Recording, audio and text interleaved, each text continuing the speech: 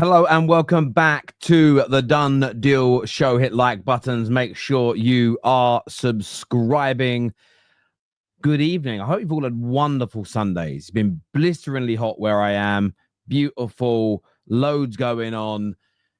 We're going to be having a little delve into the news that's come out this afternoon. And there's a lot of opinion pieces in this tonight. I really want to ascertain your views and your opinions on the situation at Arsenal, the news that Bayern Munich could be or will be or are targeting Gabriel Martinelli. Is this a time for Arsenal to be ruthless? Is this the time for Arsenal to set up Operation Rodrygo? Does this give them the capacity to do that? We're going to be taking a look at a reported £55 million plus add-on bid for Mark Guehi from Liverpool. Liverpool also reportedly close to agreeing a deal for £40 million to sell Harvey Elliot to Brighton. That's 70 million potentially raised in sales before they go on and move for Alexander Isak. We want to get your views, want to get your opinions on these stories, plus anything else that you want to discuss this evening. We're here to speak about it. We're here to take your opinions. We're here to take your views. Make sure like buttons have been hit. Make sure you're subscribing. This is a Done Deal Show. Let's go.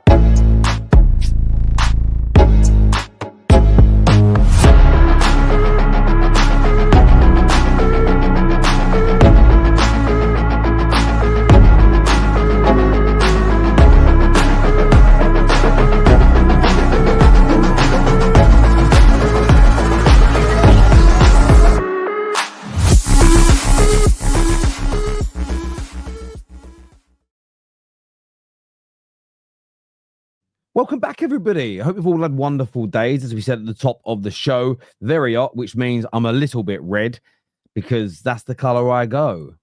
I could use bronzer and sit in the sun every day. I still go red and then white again. So, yeah, excuse the flush look, but I'm all good. It's been a wonderful day here.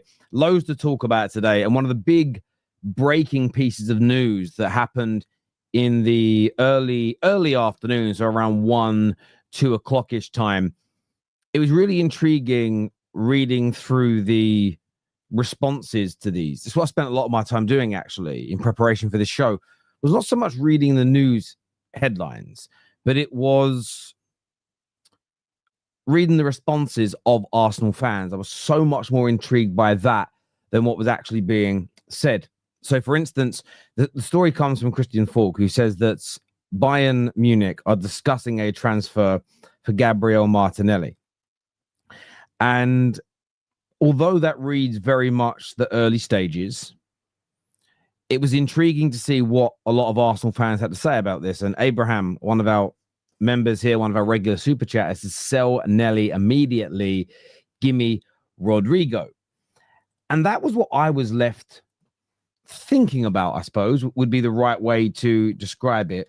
And that was, could Gabriel Martinelli leaving be the true catalyst to landing Rodrygo? Could it be? Now, I get some will say, nope, keep him as part of the squad, keep him as backup. We've got to try and make the Arsenal squad as strong as possible. I get why Arsenal fans would think and feel that. There's the other side of the coin, and I think this is something. I did a podcast with Dan Potts and Christian last week. It hasn't been released yet. And I had to choose 3 Arsenal players to buy, and I had to pick 3 Arsenal players to sell. We did the same with Manchester United as well, just for context. And one of the players on that list for me was Martinelli. And one of the reasons I picked him is because I feel that he hasn't progressed in that role, and it would free up the money and the wages and everything else needed to go and land Rodrygo, who I think would be a much better fit for Arsenal, produce more, etc., etc. Now, one thing that I was thinking, I didn't say it on the podcast because I was thinking it as they were talking, and we were limited on time, if I'm being honest, was what I also, this is where I also think the sale of Martinelli could be brilliant for Arsenal. But hear me out on this. Hear out my logic. Forget that it's Martinelli if you love him. Drop all of that and just think about the logic bomb that I'm about to drop. I think selling Martinelli could make Saka, Odegaard, Rice, Saliba, Gabriel Magalhaes, Raya, to name just a few, better. Now, Super Wow here says, no, you sell Trossard to Saudi. Yes, to raise money. I'm not talking about money. I'm talking about making players better. And I'll tell you why. I think selling Martinelli sends a bomb into that dressing room. It sends a bomb that will give the biggest kick up the backside to this Arsenal squad you have ever seen in your life. The biggest kick up the backside you have ever seen. You remember that, the famous meme? Henry, the leg, the look? That will be the dressing room. Nobody is safe will be that message. You bet your bottom dollar those players that already, by the way, work hard, perform well, deliver, try to maintain it, try to go to another level. So for me, I get why some people would say get rid of Trossard. He's not as good as Martinelli. But I think they're sending a message in a dressing room, as long as you're improving on that player, it's the only element that I will hold back on. You can't get rid of Martinelli and buy someone who's not as good. This message only works if he leaves and a better player comes in, delivers more. It improves the team, it improves morale, but it has that kick up the backside as well. So for me, reading this story about Martinelli maybe being on the table for Arsenal to sell, I think if the right replacement is available, do it. Purely from emotion and a motivational standpoint, I think this would be massive. If getting rid of Martinelli means getting Rodrygo, I'm okay with it. And listen, I'm an outsider here. So from my point of view, I will listen to the Arsenal fans more because it's their club. I just see it as if it's needed. And I don't think it's needed financially. But sometimes how it's needed is to show people that you're not safe. And what I would say, there shouldn't be an Arteta out that's upset with this, because they speak about accountability, and Martinelli had 2 seasons where he's underperformed. It would show complete accountability to move somebody like him on. It would also show a ruthless nature that they're asking their club to have. Behave like Real Madrid, behave like Bayern Munich, behave like Man City do. Well, a ruthless streak is part of that. Sacrificing a top player, one for a better individual, gives everybody... Listen, I'm telling you now, the class of 92 getting promoted into the first team at United helped us. But what also helped us that never really gets discussed was seeing Mark Hughes, Paul Ince, and Kanchelskis get moved on in the peak of their powers. It sent, for me, a rocket up the backside, a bomb into that dressing room that enabled nobody else ever again to ever even think about resting on their laurels and taking a step back. So for me, look, from my perspective, they should do that.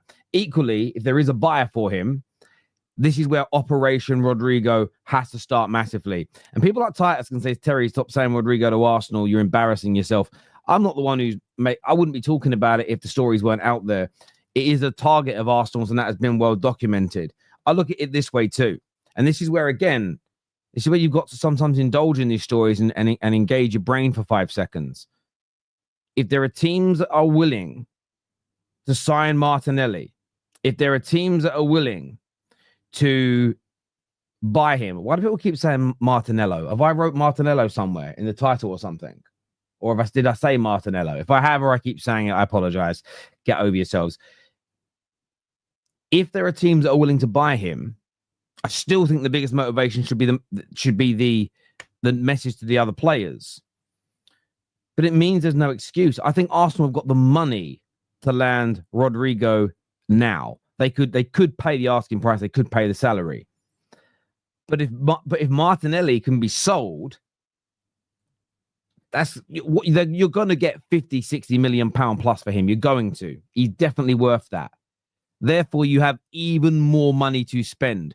What this link does is it demonstrates, even if Arsenal's club try to bullshit their fans a little bit and speak about net spend, PSR, everything's expensive these days.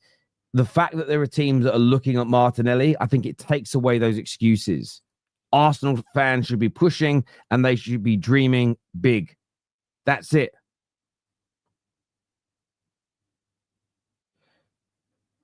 Oh, is it on the? Oh, sorry, was it misspelled on the screen on the header? Okay, sorry. I'll get that.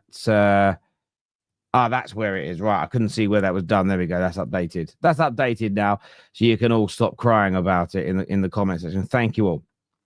Thank you all. But yes, I think that they should be looking. There's no excuses here for Arsenal. If he's the number one target, and you've got a buyer for your current left winger, sell him, buy Rodrygo. The improvement is massive. I also get the idea that Martinelli's a better backup than Trossard. I think on ability, you can make that argument. Although Trossard's delivery from the bench has been very good for Arsenal. He's also more multifaceted. He can play left, right, and centre. I also think Trossard is happy for the next 2 to 3 years to be a rotational player, a fringe player, a squad player.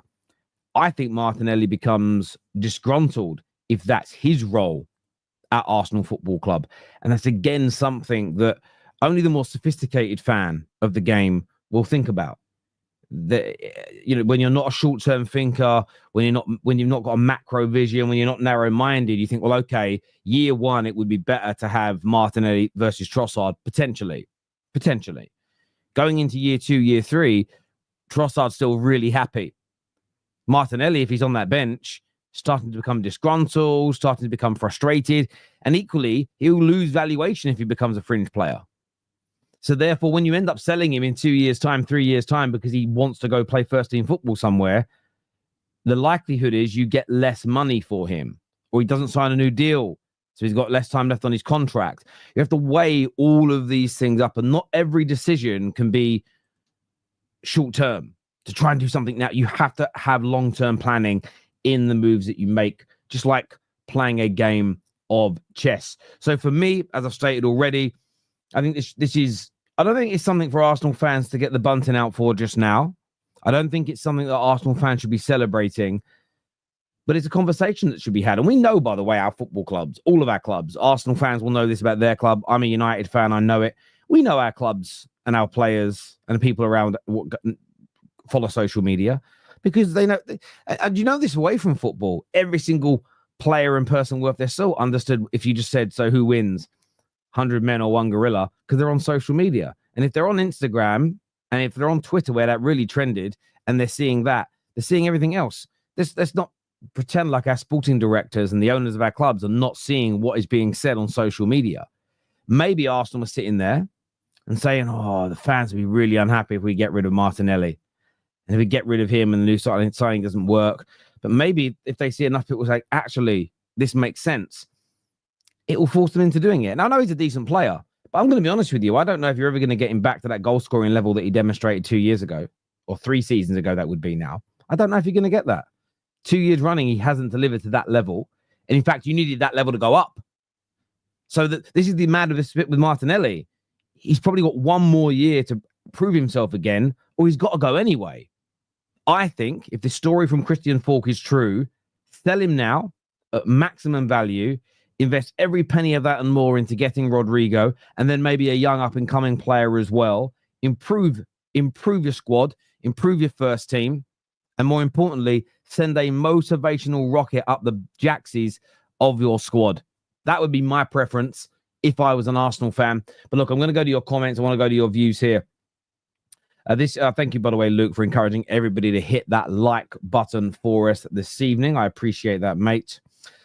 I think it's time Arsenal fans boot the Cronkies out. Look, we've had 1,000,001 conversations on the terrace about getting owners out of football clubs. There's only one way. And just like United, just like Liverpool, who, in fairness, their owners are doing really well at the minute, there's only one way to do that, and that's to pull the money. Nobody will ever pull the money. All we'll ever see is excuses for that. Oh, someone else will buy my ticket. Somebody else will do this. Somebody else will do that. I don't necessarily think they will. But even then, you're doing your bit. No one will do it, though. Although Martinelli has had 2 poor seasons, the replacement that people want to have similar stats and metrics is an assumption that we improve. Look, it's a really good point that you make, and there's always a gamble in that. There's a gamble. There's a gamble with Liverpool buying Kirkes and Frimpong and Wirtz. 1, 2, all three of them could flop. There's a gamble with Man United buying Cunha and Mbeumo, no matter how good they were at Brentford and Wolves, respectively. If it is a little bit more one in, one out, in this suggestion, Brian, you're right. Martinelli could leave, go to Bayern, kill it. Rodrygo comes to Arsenal, flops, and it's why do we get rid of a better player? You could make the argument about getting rid of the manager. You could get rid of Arteta and get worse. You could get rid of Arteta and get better. It's about taking the risks, though. And every single football team that achieves has taken a risk to get there. Sir Alex did it in the mid-90s with the class of 92. Even in the summer, of 1999, with the approach he went with, the Dwight York signing, there was a lot of people that said he's a bit of a playboy, it'll be bad for the dressing room, it won't help you. But it delivered as an example. Fergie got rid of Beckham, and a big part of that, he felt he was becoming distracted from his football. It was a big risk, but the replacement came in to be a better player than Beckham, and that was Cristiano Ronaldo. Had we have not got rid of Beckham, we probably wouldn't have signed Ronaldo. I don't think we'd have achieved. We may have done again what we did, because obviously Beckham did 3 peats and 1 trebles and everything else. But what Ronaldo did with this was just the next level. So you have to take these risks. Risk also backfire. So, but I think to pursue greatness in sport, you have to risk failure. And it's why failure shouldn't be, in the moment, it should be met with disappointment. But failure is essentially failure is just the sort of, it's like if you look at anything that gets invented, I bet if you go sit down and speak with a scientist or the inventor of a certain product or a certain thing that we all use, I wonder how many times they failed before they got that product right, before they got that calculation, that mixture, that sort of eureka moment. I wonder how many times they failed in their attempt. And we live in this world now where, honestly, quite ignorant and fairly unsuccessful people, especially low IQ people, sit around talking about if you're a loser, you're this, if you're a loser, you're that, if you make mistakes, you're the other. All great people mess up. And I heard a really brilliant speech, Brian, by Roger Federer, and I'd play it if you'd probably get copyright striked. And he spoke about how he didn't use these words. I'm changing this bit because it's what he alluded to, that he was the best tennis player in the world.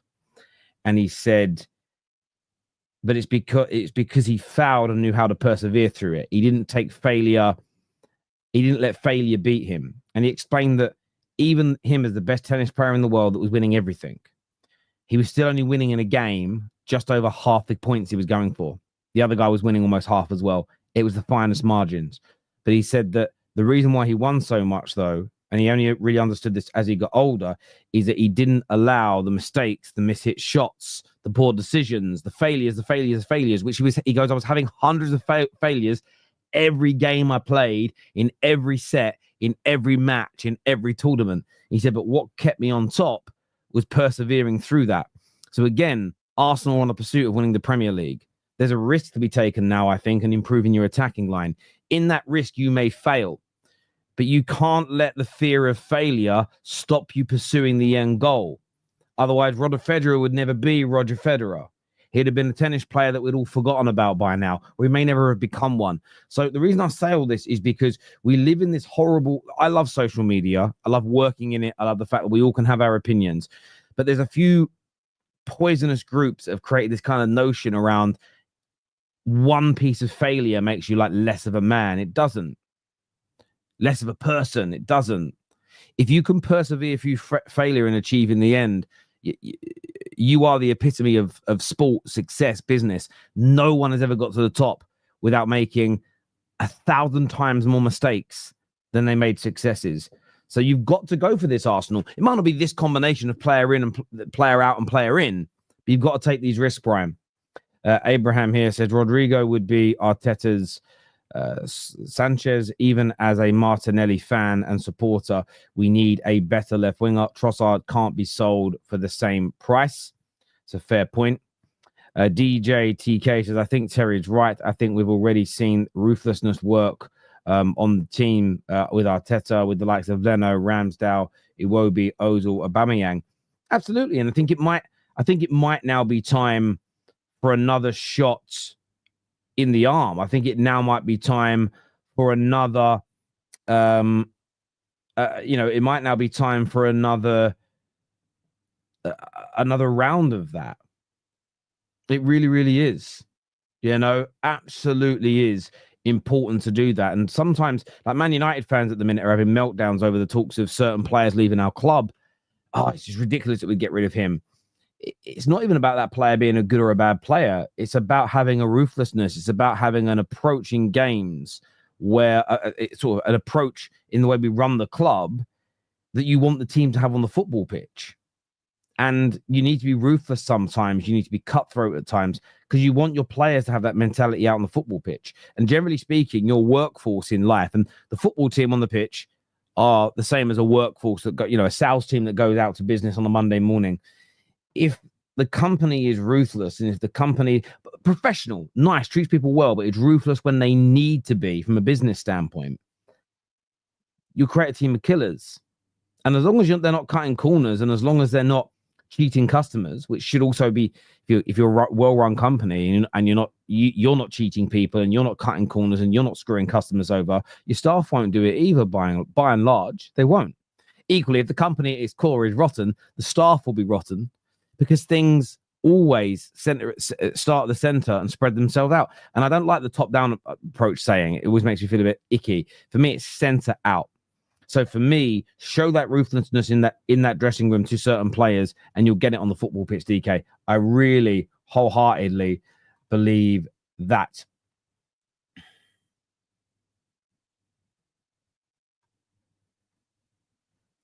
I said a few weeks ago I wasn't going to give trolls any airtime on the terrace, and I'm not going to do it. So I'm just going to sort man out a different way. See you later, buddy. You don't need to be here. Thank you, Tommy. And look, I'm not right about everything. I just feel like this would improve Arsenal. Speaking of ruthlessness, Liverpool might be getting £40 million. 40 million British pounds made just about to be spent by Brighton on Harvey Elliot.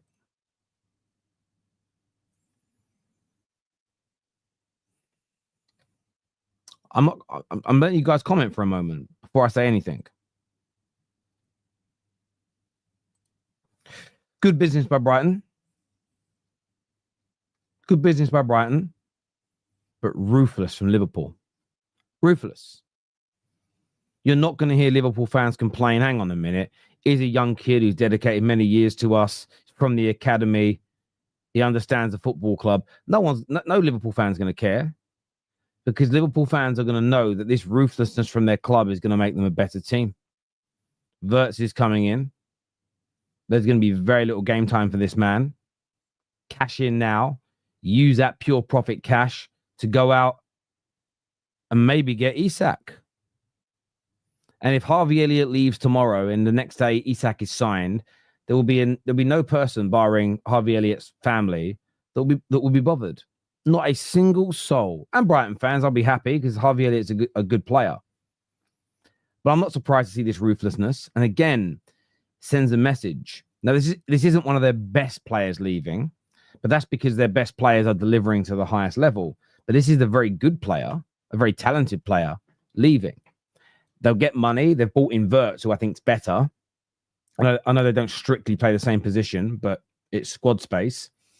But it also sends a message. No one is safe. You're from the academy. You've been in the first team. You've been hyped up for 2 or 3 years as the next this, the next that. You're gone. Now, look, this deal hasn't gone through yet. The deal hasn't completed, but it just shows a ruthless streak that Liverpool have got. And I'll be touching more on that later on Terry Fluer's TV. So make sure you go check out my other channel. Aside from this, I was told in a group chat I'm in by somebody very well connected to Liverpool Football Club, that a £55 million bid plus add-ons has or will, and when this individual says has or will, it's just waiting on clarity, be made by Liverpool for Mark Guehi. Now, Mark Guehi has told Palace he will, in no uncertain terms, be signing a new deal. So the club are pushing hard to sell him. They're pushing hard to sell him because they're not going to make the same mistake FSG did with Trent. Trent said no for 2 years to a new deal. They should have cashed in and sold him 2 years ago and raised money. They held on, they lost him for nothing. They're going to look to try and move him on sooner rather than later. And Liverpool are about to pounce. And they could be adding one of the best centre-backs, one of the best attainable centre-backs in Europe into their first team. And yes, this could also mean there could be another ruthless streak coming later this window. They could also move Konate on. I wouldn't put it past them. If Konate isn't going to sign a new deal, I don't think they're going to make the same mistake they made with Trent. I think they're going to look to move him on now. Now, that could be difficult because there's 1 year left, and Madrid, if he's going to go Madrid, he'll have already made his mind up, most likely, and therefore there's almost nothing Liverpool can do to stop it. Madrid are not going to panic and overpay at this point, and if no other club can turn Konate's head, Liverpool might just have to swallow that bitter pill. But bringing in Mark Guehi means he can sit straight into the first team. Konate may get very little game time, which isn't going to be good for his international career, isn't going to be good for his season.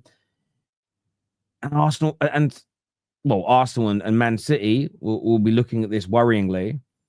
But Liverpool don't lose any quality because I think Mark Guehi is every bit as good as Konate. I think he's every bit as good as Konate. 55 million plus an add-on is just excellent business. It really, really is. And it would just be another masterful, brilliant stroke of business from Liverpool. I don't know.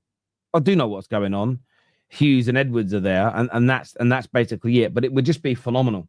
Just phenomenal business indeed. I want to get your views on this, please, people.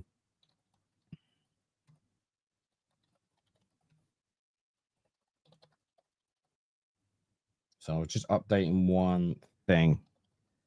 I'm almost angry I am angry with it. It's crazy. Absolutely crazy business indeed. Liverpool, just show me the money is what Twisted Bubba says here. Twisted Bubba coping hard there. By the way, Gakpo got 2 more goals than Martinelli. These hardly massive gains considering you are calling him a bum. Oh, you must be talking to each other because I didn't say that. Aren't Palace getting Europe? I think he should stay. Well, Palace have got Europe. I think that was confirmed actually by the Europa League last night. They tweeted a picture of an eagle. So everyone's assumed they're talking about Palace. Yeah, look, I get why some players want to stay. I think they might have some financial troubles because they're also stating they're willing to let Eze leave for his buyout clause, but take the buyout clause in installments rather than a lump sum. So, and that's without anybody negotiating with them, which would tell you they've got some financial difficulties. I think they're going to lose Guehi. I think they're going to lose Eze. They could even lose Mateta. Now, that would be really gutting for them to go into their first, and maybe only in our lifetime, European campaign, losing 2 or 3 of their better players. At the same time, the players now, I've been saying this for weeks, the players are moving different. The players are not, they're signing long-term deals when they arrive, 5 years or so. They might have an option to extend, but they're not signing new deals. The money isn't needed as much at a younger age because they've got the Instagram endorsements, the marketing, the sponsors. They're making more money than the previous generation of players did. So they don't need to go, right, in 2 years' time when they're on 30 grand a year, when the club go, right, we'll put you on 70 grand a year, but we're going to increase the deal by another 2 years. And then, I mean, Spurs were masterful at this for a while. It was every 18 months, somebody was getting a new deal. They'd extend the deal by 3 years, increase their pay, etc., etc. Players are not doing that as much anymore because they don't want the clubs pricing them out of moves. So they end up running their contracts down like Guehi, or they have buyout clauses that are reasonable. Cunha's buyout clause, 62 million, reasonable, as opposed to, for a fact, if this was 2 years ago, Wolves would just say 100 million. Even if they knew they wouldn't get that, they would just keep pricing it out. And the players, I think, become disgruntled at this. So I'm not surprised to see this at all. I'm not surprised to see it in any way, shape, or form. Madrid are taking the piss. Yeah, but they are and they aren't they? They're not really, because Liverpool are doing exactly the same thing with Guehi. They're essentially saying, well, let us have him now at a decent price. And in fairness, they might be paying quite a bit for him still. But let us have him now or we'll get him for free next year. They're not. The only difference is Crystal Palace, if they went, nah, fuck it, we're keeping him for a year, have him for free next year, that would just be stupid from their standpoint. Because the sale of Guehi is actually financially is worth more for them. They can invest more from that than winning the Europa League next year. So so they've got more chance of winning the Europa League selling Guehi if they invest in the right replacement. They won't get someone as good as him, but again, you might be able to get a good defender and another good player in a separate position to make your team and squad better. So you can sometimes improve selling your better players if you make the squad better and if the replacements are good. But yeah, I think that I wouldn't say Madrid are the only team out there doing these things, personally. Alonso again benching Rodrygo in the early stages of the comp, like the Club World Cup, speaks volumes. Come home to Liverpool, pal, is what Sai says here. Terry, we survived and succeeded without Elise. But that's exactly my point. It's exactly my point. And I don't think you're not going to be held to ransom by anybody. You're going to do the sensible thing and move him on and bring in some money. Absolutely. Palace should sign Heaven off United. No, thank you, but I get why. He's fantastic. Imagine coming here to hate on a team. Your life must be surrounded by simple football. A bit sad. That's all they've got, mate. That's all they've got. Just laugh at them. Just laugh at them. They've got a pretty good academy. They'll be okay. What Jeffrey says, no, they're true. They develop some very good players. They really, really do. Liverpool can't pay him more than 40 million for Guehi. Why? What's the rationale behind that? I'd like to understand why they can't do that. So yeah, let me know. Let me know. Again, it's just rationale I want to know on that, because the rest of it I don't get.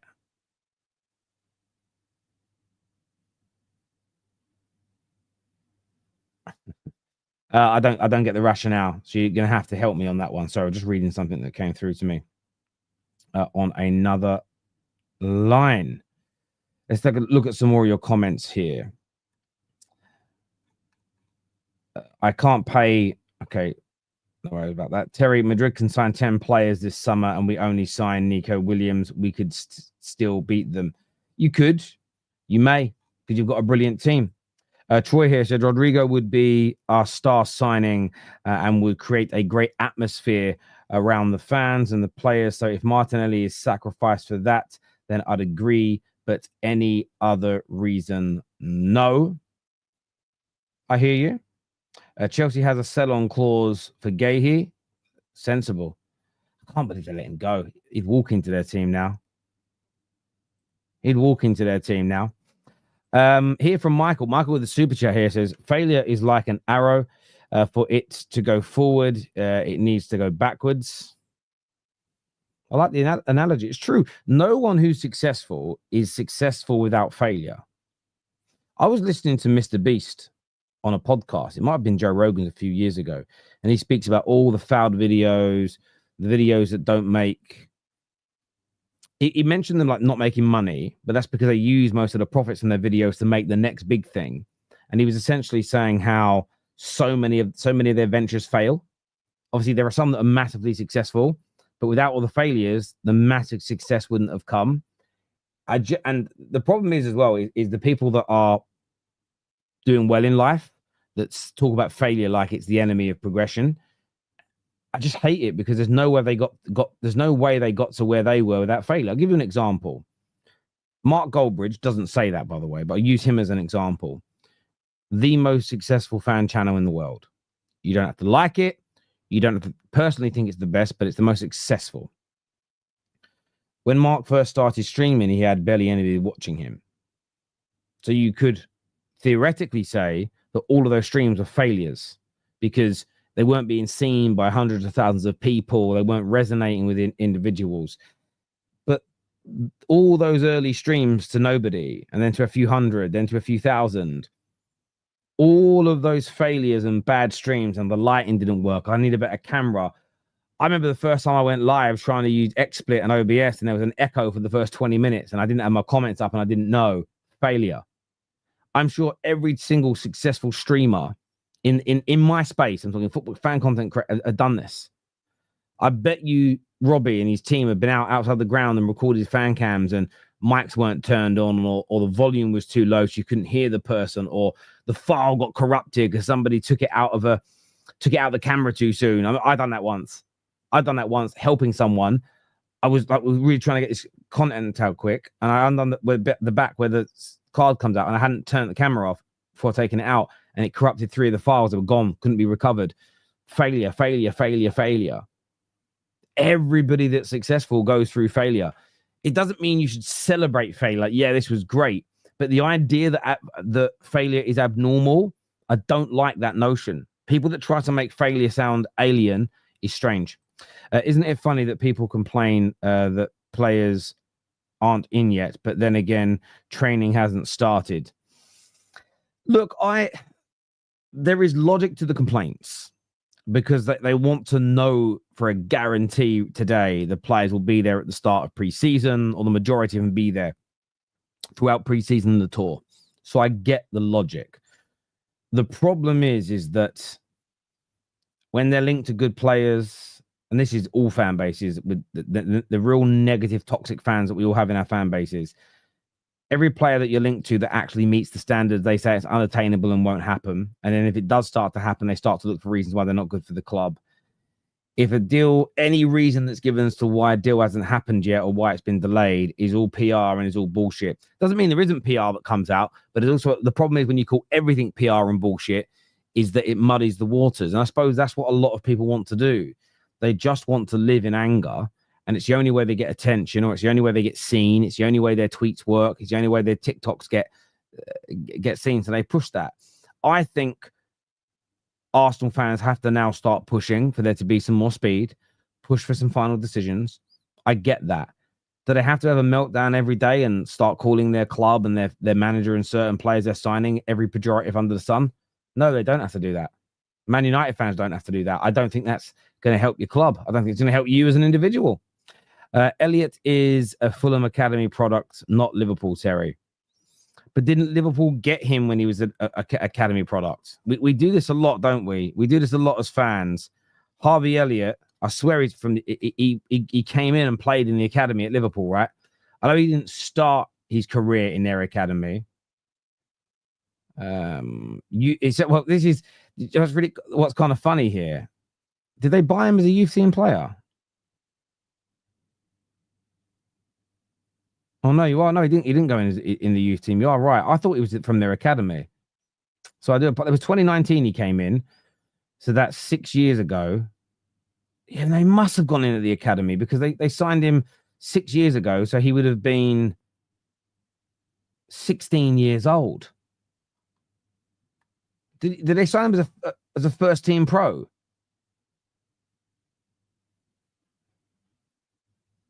How many games did he play that season? He played 2 Premier League games. See, look, he played 2 Premier League games. He did play for the under-21s as well. I can see that as well. So there's a little bit of both. Okay, fair enough. You are right.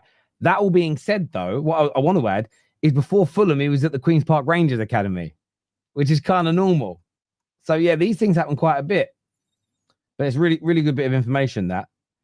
But, yeah, I thought, yeah, he did. I thought, yeah, he must have gone into the academy. He'll be officially registered as a homegrown academy player for Liverpool, 100%. When you sign him at 16, that's what you do. Like Ryan Giggs, I don't think joined Man United. I want to say I'm true. How old was Ryan Giggs when he joined Man United? I think he was only 15 or 16. You know, I'm a lie. He was 14. He signed with the club on his 14th birthday. So again, though, 14 isn't that young. So you compare it to, for instance, you compare that to David I think Beckham was younger. Again, I could be wrong about that. No, I didn't tell you. I think Beckham was about 12. But yeah, I'm trying to find it. But yeah, so like certain players have 2 or 3 youth clubs. Sometimes they get released by teams. Sometimes they decide to join others. So yeah, you don't. It's quite a lot that do that. Exactly, Terry. For Arsenal fans, hating on everything the club does seems to be their whole personality. The thing is, as well, the only response you ever get is you saying I shouldn't have standards, which is crazy. Followed by, well, what suggestions have you got to make things better? Well, that's not my job to do it. The arguments have become perplexing. It's not what they want I've got a problem with. It's the argument. I don't have to suggest other managers. I don't have to suggest other players. I don't have to. It's not my job. But okay, your logic then dictates that you shouldn't be complaining about the things they do or don't do either then. Because if it isn't your job to find replacements, if it isn't your job to scout what the midfield looks like, then why do you have an opinion on the players they sign? Well, you're already telling us you're not qualified to do that. You're already telling us in the football fan community you're not qualified and got the skills and expertise to source a new manager. So how can you judge the replacement they bring in for Arteta, if they indeed did? You tell them, I don't know who we should sign to be a DM. That isn't my job. Then why do you have an opinion on the players that you're linked to? That isn't your job either, is it? Like it's not what they want. The standard to have is acceptable, but it's the lack of conversation, the lack of argument, the lack of debate that I'm just getting to a point now where I think to myself, what is your motivation here? Because people have gone from having deep, intellectual, open-ended conversations to everything's very narrow, very short, very reductionist. Sort of, I'll give you an example. Man United sign Emi Martinez to play in goal. And I say to Staffy, I know you're not happy with him, Staffy, but what would he need to do in goal for Man United over the next 3 years for you to go, actually, I was wrong. He's been a very good goalkeeper. If Staffy says, I've no idea, I'll probably never like him or rate him. That tells me that Staffy, and this is hypothetical, is going to run an agenda for 3 years, no matter how good or bad he is. Because what people are now doing in that space is they're not setting, the irony is the standard setters don't want to set standards for players to achieve for them to say they were wrong, because then they have to admit they were wrong. So essentially, it's open-ended. The can is consistently kicked down the street so they can continue to moan. So it doesn't even appear that it's just getting to a stage now where there is no conversation to be had. Basically, and the irony is, if content creation will just become this. Do you like the signing? No. Why? Crap. Looking forward to the season? No. Why? We're going to be crap. Thank you very much for coming on the show. We'll speak to you again next week. Thank you. Goodbye. God bless. That's going to be content in 3 or 4 years if we keep reducing it. There has to be a dialogue. And it's like everyone thinks trying to catch them out now. It's like, no, I'm not trying to catch you out. I'm trying to have a conversation. But you keep shutting the conversation down like you're a politician. It's kind of weird to me. It's really weird to me. Let's have a little look here. Kudus was an attacking midfielder who played in the centre for Ajax. Do you know what's fun? This is why I think Chelsea and Arsenal should be looking at him. Because I think he would challenge Odegaard's position. I think he would challenge Palmer's position. May not oust them, but could. But can also play left and right if needed. Mohamed Kudus, and I keep talking about the need for this. Yes, every one of us should want specialists at our club. But you need players as well that are versatile, that can cover a couple of positions. Very key, very important, very much needed in the game of football. I don't think you can't get away from that. And anybody that does, I'm telling you now, they're chatting. They're absolutely chatting. Terry Kudus is made for that Newcastle right wing. I'll put the wrong comments up on the wrong screen, but listen, he'd be a phenomenal player in that position for Newcastle. He really, really would. Very aware, Rodrygo. I'm looking forward to that game. Actually, I'm going to sit down, chill out, and watch that tonight. If you think Liverpool will pay 55 million for someone that has 1 year left on the contract, you are smoking. I'm only going by what I was told. I'm not in the know. This person's a little bit of an in the know. We'll see. I wouldn't be surprised if it's less. I agree with you. I wouldn't be surprised if it was less. I just wouldn't, because that's something that you, man, consistently do, is get the prices lower. That's it. That's it. Simple and straightforward as that. Let's have a look here. Terry, do you think Arne Slot will struggle a bit more in his second season? I mean, look, it could happen. He could struggle. It's not beyond the realms of possibility. Will he struggle? Low chance. He's renewed the contracts of two of his best three players. One of them's gone. But with the players he's bringing in, his feet are under the table already. If he was bringing in this level of talent and the money was being spent in his first summer, there could be an issue. There could be, for instance, there might be a bit of disgruntled. Oh, Robertson's been replaced. Trent's been replaced. Getting rid of Elliot. This manager's been here 5 minutes and he's already getting rid of players. Again, short-termism. I wonder if that will come out in books. I wonder if that will come out in the next couple of years, that there was a part of the rationale for not buying too much last summer was to enable Slot to have a more seamless transition, to go in there, manage what he's got. I know they tried to buy some players, but go in there, manage what he's got, build a relationship with the players, and start making those moves. But because he's got that skin in the game now at Liverpool and he's got that respect, if he turns around and says, this is what's happening, I think the players are now going to listen. So, yeah,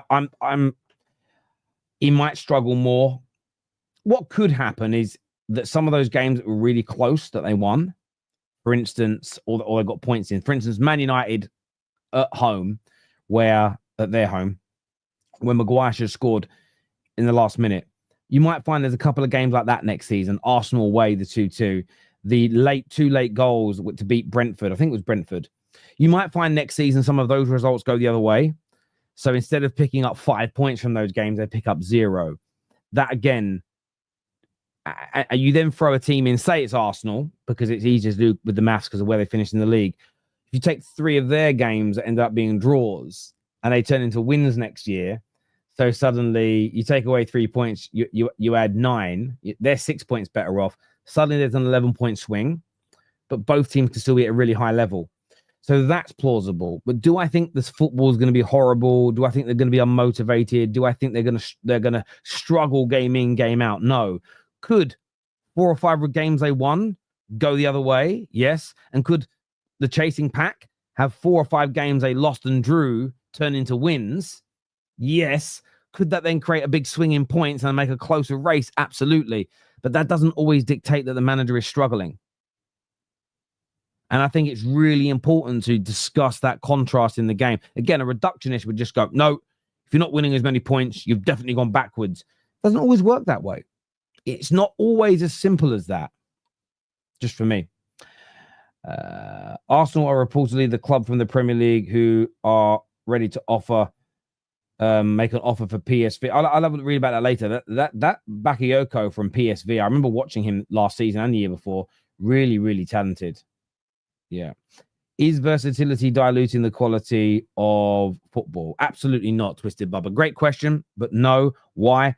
If we go back to the greatest Premier League side of all time, under Sir Alex Ferguson, we had Rooney that was versatile, as an example. Scholes that was versatile. Giggs that was versatile. Okay? Cristiano Ronaldo was the epitome of versatility. Left, right, and centre, he could play. We had Rio Ferdinand who could step out into the midfield. We had Gary Neville that could play centre-back and right back. We had Phil Neville that could play right back and left back. Irwin, left back and right back. Nicky Butt, 2 roles within the midfield he could play, as an example. John O'Shea could play central midfield, DM, centre-back, left back, right back. This was in an era of football that everybody says was better than now, and versatility still existed. And I'm sure I didn't watch as much of rivals teams as I did United back in that era because I wasn't making content. I wasn't watching them as closely. But I'm sure you could all do that exact same thing about your clubs. What is needed isn't the polarization of we need specialists in every role. What you need is a balance of absolute specialists that do one thing fantastically.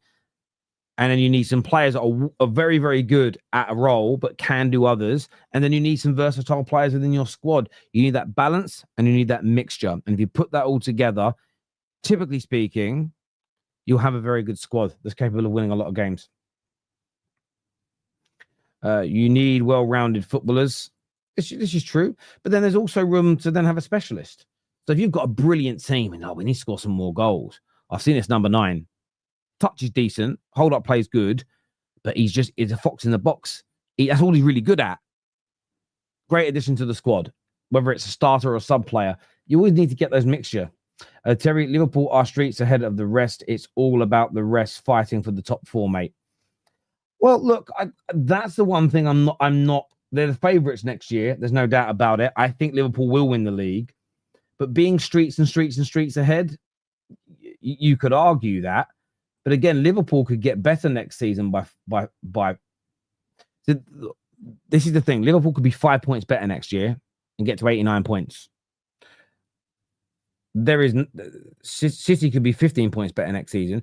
Is it conceivable that City go from losing 9 and winning 21 to winning 25, 26 games and only losing 3 or 4? Is it conceivable next season that Arsenal take 14 draws and turn 5 or 6 of them into wins? Is that is conceivable? It is, with the right signings. So although I think Liverpool are the favourites, the idea they're going to run away with it, I mean, and win it by, for me, running away with a league title is winning it by 10, 15, 20 points. Do I think they're going to do that? No, I think it's going to be a much closer race next year, personally. This comment that's been put in here says the future of Rodrygo, the Brazilian winger, admired by Arsenal, will be decided in the coming weeks after talks with Alonso. Interesting indeed. Which striker do I think Liverpool will sign? I think they're going to go for Isak. If they don't get him, I think they'll go for the younger version in Ekitike. I think they'll go for a similar profile, but who's younger if they can't get him. They might go for Gyökeres, but I don't think they will. Listen, I want to thank each and every single person that has tuned in to me this evening. We're back. We're back. Are we back tomorrow? Yes, we are. Tomorrow morning. I love this show a lot. Live tomorrow morning for Straight Facts with George and with Jamie. We're going to be live, talking all things transfers, a bit of a review of the Club World Cup. So that'll be around 10:30 a.m. tomorrow. So I'd love to see as many of you there as possible. That would be absolutely brilliant. This video is actually going, I think this video is going to, I could be wrong. One sec. Yeah, this video is going to redirect you to that. So go there now, bookmark it, get ready for 10:30 in the morning. Hopefully we have a bit of breaking news. Hopefully we have a little bit of something new to talk about and discuss. That'd be nice. But we've got some big questions for the boys tomorrow morning. So we'll see you all then. Until next time, take care. Goodbye. God bless. And I'll see you all again someone's getting the buttons right, very, very soon. Peace.